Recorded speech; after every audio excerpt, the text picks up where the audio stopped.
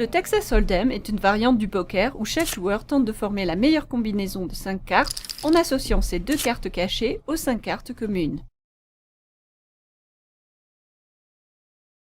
Voici un rapide résumé des différentes combinaisons possibles, de la plus faible à la plus forte. La main la plus faible est la carte haute, constituée d'une seule carte. Vient ensuite la paire, 2 cartes de même valeur, et la double paire. Juste au-dessus, nous avons le brelan. La main immédiatement supérieure est la suite, soit 5 cartes consécutives de couleurs différentes. Plus fort que la suite, le flush est constitué de 5 cartes non consécutives de même couleur. Ensuite vient le full house, formé d'un brelan et d'une paire. Enfin le carré, la suite de la même couleur et la légendaire flush royale sont les combinaisons les plus fortes du poker Texas Hold'em. Le jeu se déroule dans le sens des aiguilles d'une montre en partant du donneur, dont la position est clairement indiquée par le jeton donneur. Les 2 joueurs à gauche du donneur doivent chacun s'acquitter d'une mise obligatoire, la petite blinde et la grosse blinde. La grosse blinde, dont la valeur est le double de celle de la petite blinde, correspond à la mise minimum à la table. La valeur des blindes est déterminée en fonction des mises de la table. Une fois les blindes payées, les joueurs reçoivent chacun 2 cartes, distribuées une par une, en commençant par la petite blinde.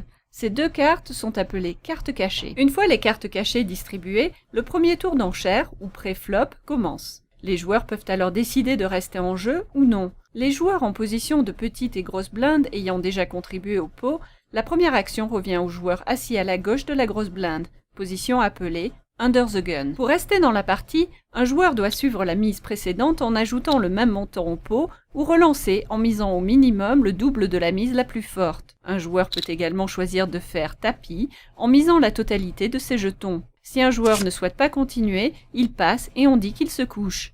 Il remet ses cartes au donneur sans sacrifier d'autres jetons.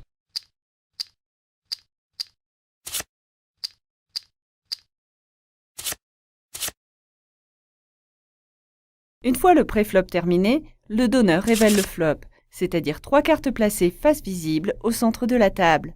Ces cartes sont communes à tous les joueurs qui peuvent les utiliser en combinaison avec leurs cartes cachées. Après le flop, un nouveau tour d'enchère est effectué. Ce tour d'enchère commence par le premier joueur encore en jeu, assis à la gauche du donneur. Ce joueur a 3 options. Première option, rester en jeu sans miser et donner l'initiative au joueur suivant. On dit alors qu'il fait parole. Deuxième option, miser un montant équivalent au minimum à la grosse blinde et au maximum à la valeur totale des jetons possédés par les autres joueurs ou faire tapis.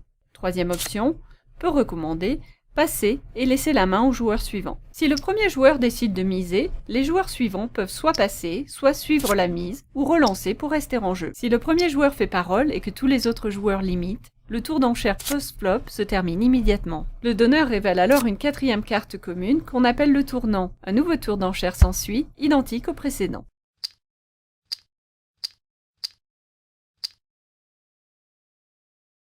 Après ce tour d'enchère, le donneur révèle une 5e et dernière carte commune, la rivière.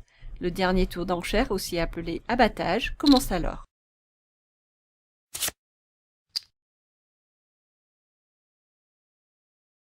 À la fin de ce tour d'enchère, tous les joueurs encore en jeu révèlent leurs cartes cachées, en commençant par le dernier joueur ayant relancé. Le vainqueur est le joueur possédant la meilleure main de 5 cartes sur un ensemble de 7, ses 2 cartes cachées et les 5 cartes communes. Merci d'avoir regardé notre didacticiel.